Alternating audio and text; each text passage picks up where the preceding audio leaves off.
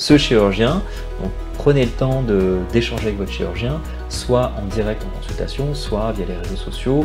Suivez un petit peu sa façon de travailler. Et puis si ça fait sens pour vous et si vous connectez avec cette personne, ça reste un échange d'humain à humain. Et donc il faut que vous ayez cette relation humaine avant de passer à une relation de patient à médecin.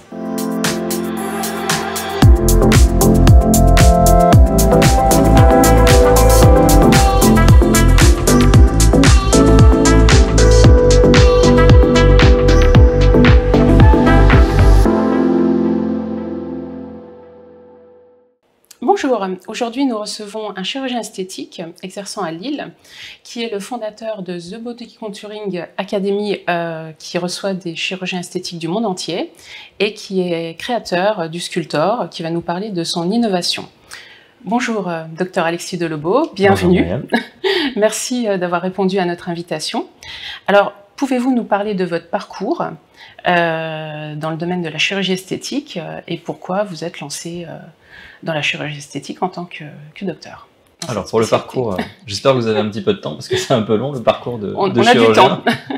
Alors pour résumer un petit peu, donc les études de médecine ça dure à peu près 6 ans, hein, c'est un tronc commun, et puis après on passe un concours qui nous donne droit à une spécialité et puis à exercer cette spécialité dans une ville. Donc en fonction du classement que vous avez, ben, vous exercez dans la ville que vous choisissez si vous êtes premier, et puis après si vous êtes dans les derniers on prend un petit peu ce qui reste. Alors mon intérêt pour la chirurgie esthétique, ça a été au départ pour la microchirurgie. C'est-à-dire que j'ai eu la chance pendant mon parcours, donc pendant ces 6 années qu'on appelle l'externat, donc la première partie, le premier tronçon commun, rencontrer des chirurgiens extraordinaires qui faisaient à l'époque beaucoup de chirurgie de la main, notamment de chirurgie traumatique, donc des gens qui travaillent dans des usines et qui ont les doigts coupés, des agriculteurs, etc. Donc je trouvais ça fascinant parce que tous les jours on avait des dizaines et des dizaines de cas différents de personnes qui étaient en fait des ouvriers agricoles ou des gens qui travaillaient à l'usine, qui venaient à chaque fois avec des délabrements importants, et c'était passionnant de voir comment on pouvait reconstruire et restaurer la fonction au niveau de ses mains. Et je trouvais ça extrêmement intéressant parce que chaque cas était différent. Et puis pour faire ce type de chirurgie, il y a 2 voies. Soit vous utilisez la voie d'orthopédie, donc chirurgien orthopédiste qui va faire du genou, de la hanche, du pied, puis aussi de la main, ou soit vous prenez la voie de chirurgie plastique. Moi j'avais un tropisme plutôt pour les tissus mous, hein, pour vraiment la peau, les tendons, les artères, etc. Donc je me suis orienté plutôt vers la chirurgie esthétique, et c'est comme ça que je suis rentré dans ce cursus de chirurgie de la main au départ. Et puis comme tout chirurgien esthétique en formation, quand on est à l'hôpital, on fait un petit peu de tout, on fait de la reconstruction du visage, du corps, etc. On fait un petit peu d'esthétique, mais pas trop dans les centres universitaires. Et c'est 1 année avant mon installation en libéral que j'ai découvert sur les réseaux sociaux de manière purement hasardeuse en fait, hein, en me baladant un petit peu sur les comptes de chirurgiens qui faisaient beaucoup de chirurgie esthétique, notamment de remodelage du corps, principalement au Brésil, en Colombie. Cette technique de liposculpture que j'ai trouvé absolument incroyable parce que j'en avais jamais entendu parler, ni en congrès en France ou dans des symposiums. C'est une chose que je découvrais vraiment, et c'est une chose qui n'était pas encore très répandue en Europe à cette époque. Ça démarrait tout doucement, mais il n'y avait pas de chirurgien véritablement formé qui s'adonnait de manière spécifique à la technique. Et puis 1 année après mon installation, j'ai pris la décision d'aller voir le créateur de la technique, du coup le Dr Hoyos, en Colombie à Bogota, qui proposait à l'époque des formations de plusieurs jours, une petite semaine, avec lui au bloc opératoire, vraiment à ses côtés. Donc on a eu la possibilité d'opérer à ses côtés, de voir un petit peu tout son centre de prise en charge, et effectivement c'est une découverte incroyable parce que on passe d'une conception, on va dire, de la liposuction, la lipoaspiration qui date d'il y a 30 ou 40 ans, avec Yves Gérard Ilouz, hein, le chirurgien français qui a développé le concept de liposuction, à des techniques qui sont hyper novatrices, et en gros on fait un bond dans le futur de 20 ans. Donc pour un chirurgien qui a de l'appétence pour ces techniques et qui est curieux, eh bien, ça paraît être quelque chose d'assez révolutionnaire. Et pourtant, à l'époque, dans ces pays-là, donc Brésil, Colombie, Amérique du Sud en général, c'est quelque chose qui était quasiment quotidien, normal, et qui était déjà rentré dans les mœurs. Donc moi, quand j'ai découvert ça, je trouvais ça absolument incroyable. Donc j'ai continué de me former avec d'autres chirurgiens, et c'est comme ça que je me suis hyper spécialisé, vraiment niché dans un domaine, qui est la sculpture du corps chez les hommes et chez les femmes. À l'époque, il n'y avait personne qui faisait ça chez les hommes, donc j'ai été, je pense, un des premiers. Chez les femmes, ça démarrait tout doucement, mais personne n'était formé par le créateur de la technique, donc il y avait des prises en charge qui ressemblaient un petit peu, mais c'était encore assez basique, ça ressemblait pas vraiment à ce que faisait le créateur de l'époque. Donc je me suis hyper spécialisé dans ce domaine, et puis au plus on a de patients, au plus on affine sa technique, et c'est comme ça que j'ai commencé à avoir beaucoup de personnes qui venaient un peu de la France entière pour ce type de chirurgie, et que je me suis implanté à Paris maintenant il y a 4 ans. Et voilà pour le parcours, donc ça a été quelques années de découverte, notamment avec ces chirurgiens d'Amérique du Sud. Et je continue d'aller voir régulièrement des collègues en Amérique du Sud qui ont affiné cette technique, parce qu'il y a le créateur de la technique. Puis après, il y a toute une école, de différentes écoles qui se sont faites autour, avec des améliorations, notamment avec l'utilisation de l'échographie. Et c'est des choses que moi j'ai ramenées en France et qui ont effectivement donné des résultats assez incroyables. D'accord, merci. Et aujourd'hui, vous avez créé une formation. Oui. Donc, est-ce que vous pouvez nous en parler? Alors, comment c'est venu? Pourquoi? Ouais. J'ai fait le constat de ça en fin 2021, début 2022. Au fur et à mesure que les résultats étaient vus par d'autres collègues chirurgiens, je commençais à avoir de plus en plus de demandes de chirurgiens français et des pays limitrophes, donc la Belgique et la Suisse, pour venir se former à mes côtés. Et donc je recevais des chirurgiens en individuel, en face-to-face, assez régulièrement, plusieurs fois par an, pour leur transmettre ces techniques. Et en 2022, j'ai fait le constat qu'il n'y avait aucune formation en Europe, qu'il n'y avait pas d'école de formation, pas d'académie en Europe, alors que c'était quelque chose qui commençait à vraiment monter et que ça prenait tout son essor et qu'on était vraiment au début de cette vague de liposculpture. Donc avec quelques experts que j'ai sélectionnés, que je connaissais, dont certains avec qui je me suis formé, j'ai décidé de créer une académie qui reçoit chaque année une quarantaine de chirurgiens qui viennent du monde entier. Donc cette année, on a eu la chance d'avoir les 5 continents. On a des chirurgiens qui sont venus d'Amérique du Sud, d'Amérique du Nord, d'Europe bien sûr, mais aussi d'Afrique du Sud, d'Inde, et on a même quelqu'un qui a fait le voyage d'Australie pour venir se former avec nous cette année. Donc on était honorés parce que c'était la première fois qu'on avait les 5 continents dans l'académie pour ces 3 jours de formation. Et on a aussi une plateforme online sur laquelle on met tous nos webinaires, parce qu'on fait des webinaires mensuels où on fait découvrir la technique aux chirurgiens qui ne la connaissent pas encore, et ceux qui veulent affiner se rendent sur place en Europe pour venir se former à nos côtés. Et on a à ce jour formé presque 800 chirurgiens en présentiel et en distanciel. Donc c'est assez énorme, on est très heureux de ce constat parce que ça a pris un essor assez important. Donc actuellement on a un événement annuel, on va passer sur 2 événements annuels avec des micro-événements parce qu'il y a des choses sur lesquelles les chirurgiens souhaitent on va dire des formations spécifiques. Voilà, des modules spécifiques. Donc on va maintenant proposer des modules spécifiques, notamment sur les dessins, parce qu'avant d'opérer le patient, on le dessine, et c'est une chose qui met du temps à être intégrée par les chirurgiens. Donc on va faire des modules spécifiques pour les dessins, et ça va intéresser énormément de chirurgiens dans le monde entier. Donc vous faites des choses, peut-être des formations très à la carte. Enfin, si on commence à proposer quelque chose à la carte. On avait une formation complète, mais qui était tellement riche que c'est assez difficile de tout intégrer parce que ça prend plusieurs semaines avant d'intégrer les concepts et de les appliquer. Et donc c'est pour ça qu'on a décidé on va dire, d'aérer un petit peu la formation et de faire 2 événements plutôt qu'un seul. Et aussi d'apporter ce module complémentaire pour l'instant sur les dessins, parce que c'est la base. C'est vraiment la première approche et la première chose qu'on va faire avec le patient avant de l'opérer, c'est de faire les dessins sur son corps. Pour qu'il puisse se projeter aussi.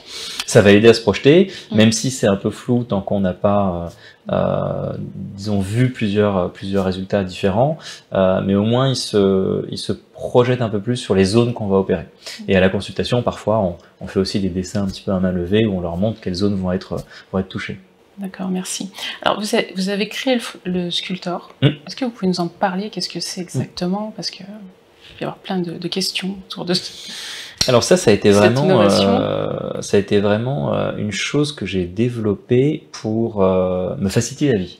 C'est-à-dire que pour créer les lignes que vous voyez, les lignes naturelles du corps, pour les révéler, la technique qu'avait développée le Dr Hoyos en Colombie, c'est une technique où il utilise le bord de sa main. Et donc en fait, il vient appuyer sur le corps avec le bord de sa main, et puis avec les instruments qu'on utilise pour aspirer, il va, sur des zones sélectives, venir appliquer l'instrument avec le bord de sa main. Ça marche plutôt bien quand on débute, mais très vite on se rend compte des limitations de la technique. Premièrement parce que la main n'est pas régulière, il y a une différence d'épaisseur entre les doigts et puis la paume de la main, donc ça peut parfois être difficile, on doit s'y reprendre à plusieurs fois pour créer les lignes naturelles. Et puis c'est un petit peu sensible, c'est-à-dire que comme c'est des instruments en métal qu'on utilise et qu'il faut venir taper un petit peu sur la main pour venir créer ces courbes et ces reliefs, parfois ça peut être un petit peu sensible pour le chirurgien. Et je me suis dit, mais est-ce qu'on pourrait pas utiliser autre chose que sa propre main pour venir sculpter? En fait, c'est un peu une histoire familiale, c'est-à-dire que moi, mon père est sculpteur, donc j'ai grandi dans son atelier quand j'étais enfant, et je passais mon temps à modeler des petits cubes en terre et à utiliser les instruments qu'on appelle les estèques, qui sont des petits instruments en bois de différentes formes et qui permettent de justement modeler, créer des reliefs, créer des zones d'ombre, créer des incurvations dans la terre. Je me suis dit, mais pourquoi on n'a pas quelque chose de similaire en chirurgie? On a plein d'instruments hyper avancés, hyper évolués, mais on n'a pas ça. Et donc, pour appliquer ce travail de sculpture, et cette fois-ci sur le corps humain, et bien je me suis dit, tiens, on va essayer de trouver un instrument, du coup, que j'ai un petit peu sorti de ma tête, et qui va adopter cette courbure qu'on a au niveau des lignes verticales, donc au niveau des abdos, sur les côtés, aussi au niveau du dos. Et donc j'ai passé quasiment 2 ans à travailler sur la courbure idéale pour que ça matche bien avec la canule qu'on utilise, et puis que ça corresponde à l'incurvation qu'on a naturellement au niveau de ces reliefs-là. Donc il y a eu beaucoup d'essais et d'échecs, parce que soit la courbure était trop large, soit elle était trop fine, soit l'instrument avait une prise en main qui était un petit peu difficile. Et au bout d'1 an et demi, je suis arrivé à un prototype qui était super fonctionnel, et donc j'ai commencé à le produire. Et très rapidement, quand j'ai commencé à l'utiliser, j'ai eu beaucoup de demandes pour cet instrument, parce que ça facilite énormément la vie du chirurgien, ça raccourcit le temps des chirurgies, et ça permet d'avoir une certaine reproductibilité de ce qu'on fait, contrairement à ce qu'on fait avec la main, qui peut parfois être difficile à reproduire, parce que justement il y a cette irrégularité au niveau de la main, cette irrégularité qui est naturelle, mais qui peut poser problème dans certains cas. D'accord, d'accord. Donc là, lors de vos formations, vous montrez comment on peut utiliser. Je montre aux chirurgiens comment on utilise ça. Vous les formez et après ils repartent avec... voilà, s'ils le souhaitent, ils repartent avec cet instrument. Cet instrument, c'est un instrument en fait, tout simplement. Voilà. D'accord, c'est passionnant. Pourtant, vous êtes un passionné. Et c'est vrai qu'il faut être passionné, et c'est vraiment en regardant en arrière, en me disant, mais tiens, qu'est-ce que je faisais dans l'atelier de mon père, de la sculpture sur de la terre. On fait la même chose, mais sur un matériel différent, qui est la graisse, en fait. On vient de sculpter la graisse. Qu'est-ce que je pourrais utiliser pour me faciliter la vie? C'est une avancée pour la médecine aussi. C'est aussi une avancée. Alors là, à l'heure actuelle, on a quasiment 3 continents qui s'en servent. Donc l'Afrique, l'Europe et l'Amérique. Puis j'espère que bientôt ce sera disponible en Asie et puis aussi en Australie, quoi. D'accord, très bien. Ah, passionnant. Alors, vous êtes un passionné, vous avez une histoire avec votre père, est-ce que vous pouvez nous en parler, parce que c'est venu de l'enfance en fait. Oui, c'est ça, c'est-à-dire que... C'est très intéressant. Quand j'ai commencé à m'intéresser à la liposculpture, c'est comme si j'avais connecté les 2 histoires, c'est-à-dire cette histoire de passion pour la chirurgie, la technicité, la précision, etc. Et puis une passion aussi pour l'art. C'est-à-dire que moi j'ai passé quasiment les 10 premières années de ma vie dans différents ateliers, parce que mon père avait des amis artistes, il avait aussi des concours, des expositions, donc moi je suivais un petit peu partout. Et en fait inconsciemment je me suis un peu nourri de toutes ces personnalités, de toutes ces façons de voir le monde, de toutes ces façons de voir le corps. Et moi le matin pour aller à l'école, je traversais l'atelier de mon père. Donc j'avais toutes ces sculptures, ces statues, ces formes, ces couleurs, et ça nourrit un petit peu, ça nourrit l'esprit, ça nourrit la créativité, ça nourrit l'imagination. Et puis un jour, ça s'est avéré être ce à quoi je me suis adonné au quotidien dans ma profession, et disons que ça a fait sens. C'est-à-dire quand j'ai commencé à faire ce travail de sculpture, j'avais pas vraiment l'impression de travailler. Je me suis retrouvé projeté des années en arrière dans l'atelier de mon père à faire des petites sculptures, des petites formes en terre. On avait aussi un petit tour de potier pour faire des vases, etc. Et c'est vrai que ce travail manuel, en fait, d'artisanat, c'est peut-être une chose qui m'avait manqué pendant des années de pure technicité, de pur travail intellectuel. Puis là, je me suis retrouvé plongé à nouveau dans l'enfance et dans une chose qui me connectait avec mon histoire personnelle et puis avec tout ce que j'avais connu à l'époque. Oui, c'est passionnant. C'est pour ça d'ailleurs que votre père était à présenter ses œuvres. On peut peut-être en parler juste avant votre effectivement, oui. Votre formation de 3 jours. Voilà, les gueules cassées, Jean de Lebeau. Donc cette année, un artiste très connu. C'est ça. Cette année, pour la 2e édition de notre académie, donc sur Paris, j'ai souhaité partager ce monde artistique avec tous ces chirurgiens qui venaient du monde entier et associer un vernissage à notre formation et aussi des sessions de modelage du visage avec des bandes plâtrées, comme on le fait quand on veut sculpter un corps complet, on le fait avec des bandes plâtrées.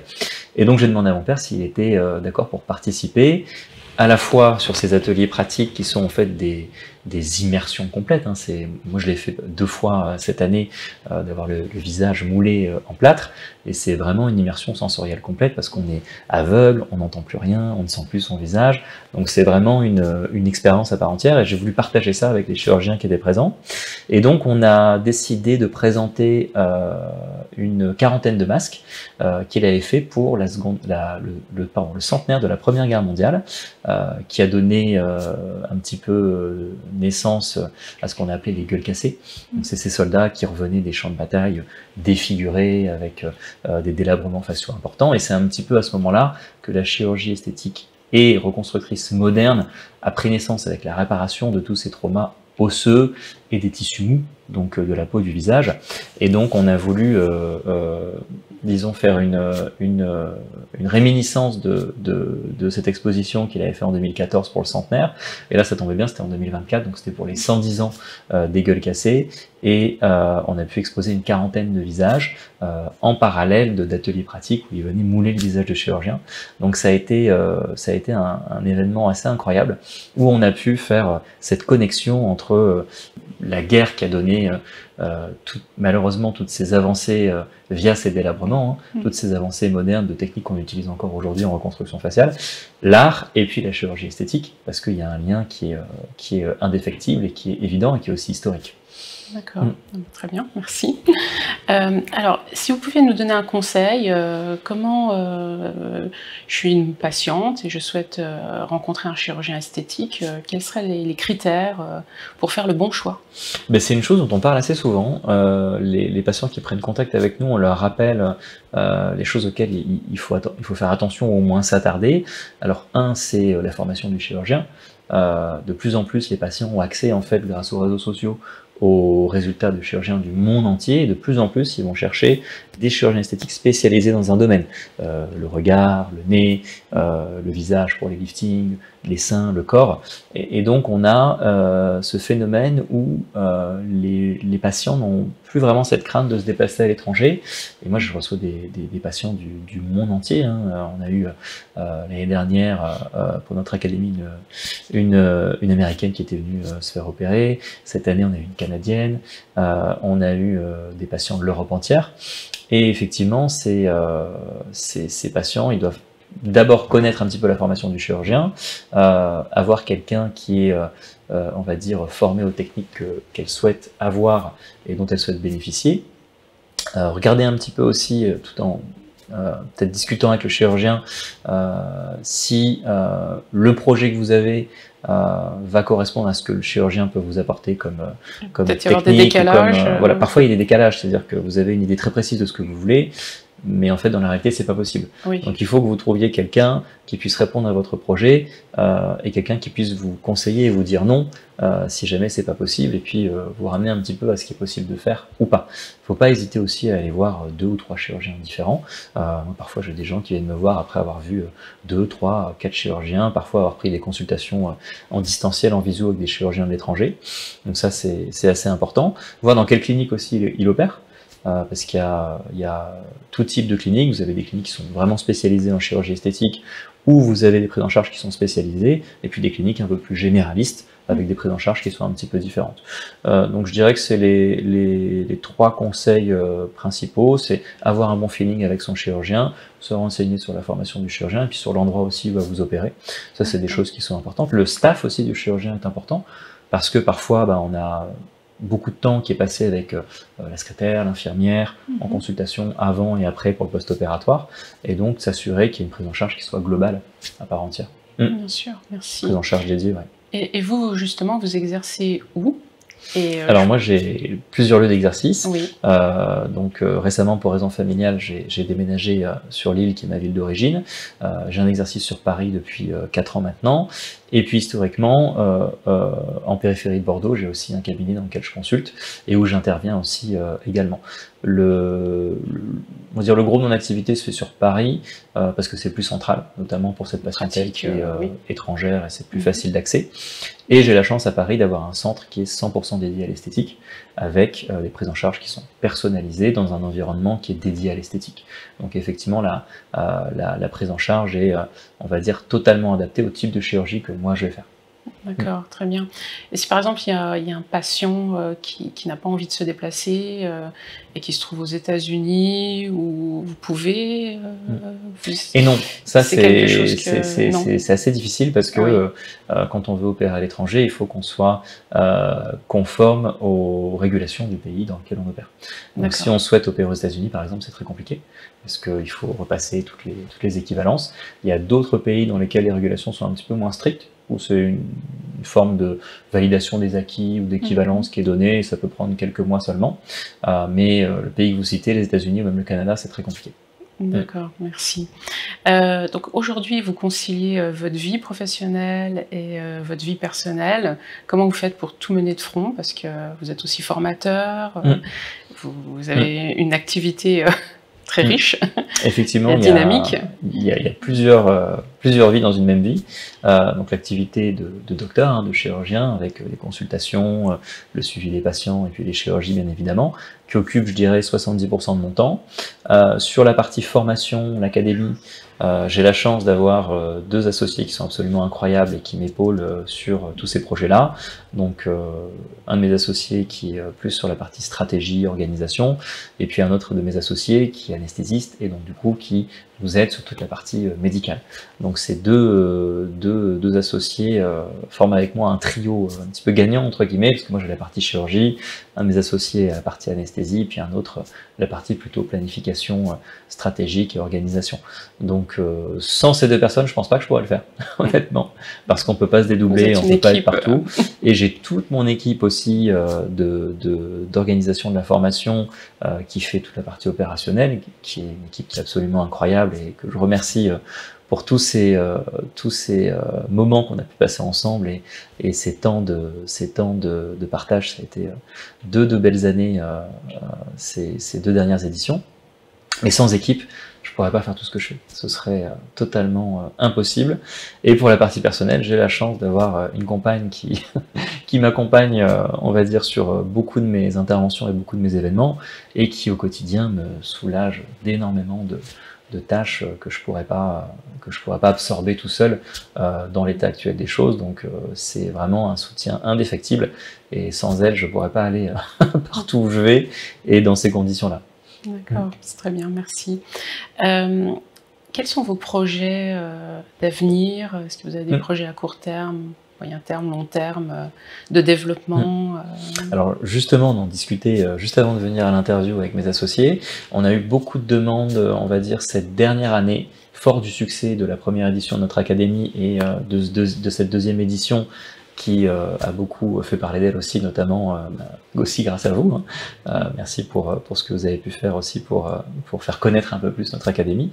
Donc on a eu pas mal de demandes, notamment de pays asiatiques et des Émirats, pour étendre un petit peu notre projet, on va dire, sur la partie est du globe. Donc on est en train de travailler là-dessus, sur, on va dire, le dernier semestre 2024, et on espère pouvoir proposer quelque chose premier semestre 2025. En tout cas sur un format un petit peu différent à l'étranger. Il va y avoir des nouveautés. Il va y avoir des nouveautés, alors, on renouvelle aussi, on a des experts qui viennent à chaque fois du monde entier et qui donnent des conférences incroyables, donc on renouvelle aussi nos experts.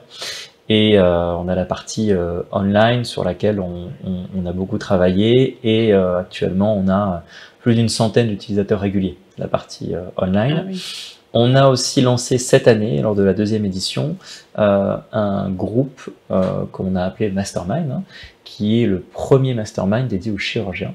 Donc on les accompagne pendant une année complète, à la fois sur la partie planification, entrepreneuriat, business, marketing, etc. La partie stratégique également, et la partie chirurgicale. Donc ils ont la possibilité de venir 3 fois une semaine, donc ils choisissent 3 de nos experts, puis ils passent une semaine avec eux en immersion complète au bloc opératoire et dans leur clinique pour vérifier un petit peu l'état de leurs acquis, apprendre de nouvelles choses, et puis se nourrir un petit peu de ce qu'un expert totalement dédié à la chirurgie de la silhouette va faire au quotidien en termes de communication avec ses patients, en termes d'organisation de son staff, en termes de process, de protocole pré- et post-opératoire. Donc ils ont une semaine en immersion complète, et c'est ce qui est pour nous le plus productif en termes d'efficience quand on veut apprendre de quelqu'un, c'est vraiment se plonger dans son quotidien avec lui et voir exactement comment il s'organise, comment justement il arrive à faire la balance et l'harmonie entre sa vie privée et sa vie professionnelle. Et on est très heureux d'avoir fait ça parce que directement on a eu la moitié des places qui ont été prises, et régulièrement on fait des sessions online où on vient soutenir ces chirurgiens qui ont plongé dans cette formation, et ils nous présentent leur cas et puis on leur donne notre expertise.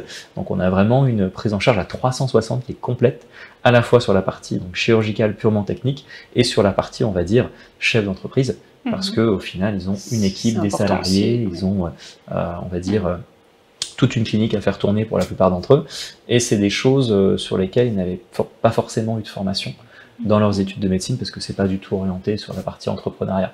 Donc il y avait un petit peu un vide, on sentait qu'il y avait de la demande. Moi je m'en suis rendu compte sur les formations individuelles que je faisais, il y avait une grosse demande sur mais comment tu communiques sur les réseaux sociaux, comment tu organises tes journées, comment tu suis tes patients post-opératoire, à quel thérapeute tu fais appel pour le post-op, etc.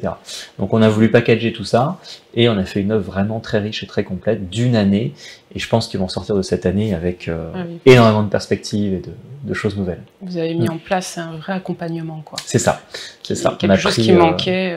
On a pris le feedback de l'année dernière, et on a vu qu'il y avait de la demande sur un suivi en fait, hein. Et pas seulement un événement de 3 jours, ils voulaient vraiment du suivi sur le long terme. C'est important. Merci, merci docteur Delebout. Est-ce que vous auriez une petite anecdote, quelque chose à nous raconter par rapport à une expérience que vous avez eue, quelque chose à partager?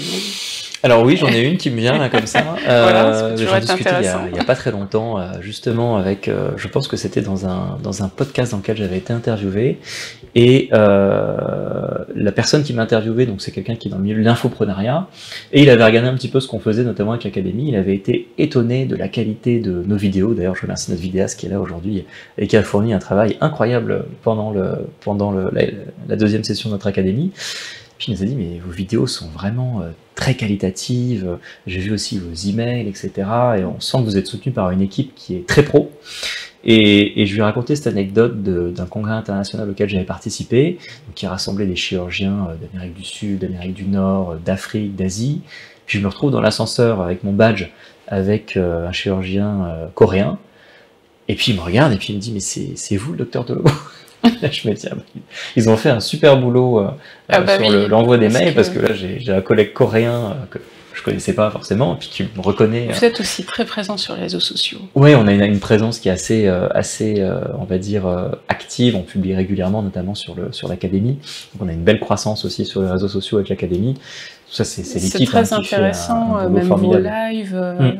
Je pense que ça peut rassurer aussi de voir. Oui, ça permet de se connecter à l'humain. Voilà, parce que finalement, pas vous connectez au chirurgien, c'est aussi un être humain comme vous. Vous avez besoin de voir comment il vit au quotidien, quelles sont ses routines de vie. Je me rends compte qu'il y a des gens qui sont inspirés. Là, j'ai fait, moi j'aime bien tout ce qui est jeûne intermittent, healthy food, etc. Donc régulièrement, je fais des petites expériences sur moi-même. Et là, je suivais un médecin américain qui a fait plusieurs semaines d'éviction totale du sucre Et donc je l'ai fait aussi sur oui, moi oui, pour j'ai constater un petit suivi peu. en live sur Puis j'ai une patiente qui Instagram. me dit ah génial, j'ai essayé, puis une deuxième patiente, puis une troisième patiente. Et donc on devient un petit peu une source d'inspiration aussi malgré soi. Je vais juste témoigner de ce que j'avais fait. Puis ça motive des gens à faire ce type d'expérience aussi. Donc en fait je découvre aussi par les publications qu'on fait et par le quotidien que je décris de ma vie de docteur et puis aussi de ma vie un petit peu personnelle, qu'il y a des gens qui adhèrent à ça et qui du coup vont venir nous voir en consultation parce qu'ils ont adhéré au mindset, à la façon qu'on a de gérer son quotidien et à notre style de vie en fait. Docteur Delebo, le mot de la fin. Alors, le mot de la fin, je ne m'attendais pas à cette question-là. Une chose qui revient souvent dans les consultations que j'ai eues encore hier, c'est la peur de l'intervention. La peur d'avoir mal, la peur de gonfler après l'intervention, d'avoir des bleus, etc., de ne pas savoir quel chirurgien choisir. J'ai envie de dire, prenez votre temps. Moi, j'ai des gens qui viennent 2 ou 3 ans après, ils ont suivi sur les réseaux sociaux pendant 2 ou 3 ans, ils se sont renseignés sur les résultats, etc. Et puis 2 ans, 3 ans, ils ont un déclic. Ils viennent me voir à la consultation, ils me disent bah, je vous suis depuis 2021, depuis 2022. Puis là, il y a eu quelque chose qui a fait que j'ai connecté avec vous et que j'ai eu ce déclic de dire bon voilà, je choisis ce chirurgien. Donc prenez le temps d'échanger avec votre chirurgien, soit en direct en consultation, soit via les réseaux sociaux, suivez un petit peu sa façon de travailler, et puis si ça fait sens pour vous, et si vous connectez avec cette personne, ça reste un échange d'humain à humain, et donc il faut que vous ayez cette relation humaine avant de passer à une relation de patient à médecin. Merci beaucoup, docteur Alexis Delebo. C'est un grand plaisir de vous répondre aujourd'hui. Merci pour votre temps. Nous avons reçu le docteur Alexis Delebo, chirurgien esthétique qui exerce à Paris, à Lille et à Bordeaux. Vous pouvez le contacter sur son site et puis trouver toutes les informations sur Google. Merci. Merci à tous. Merci. Merci Myriam.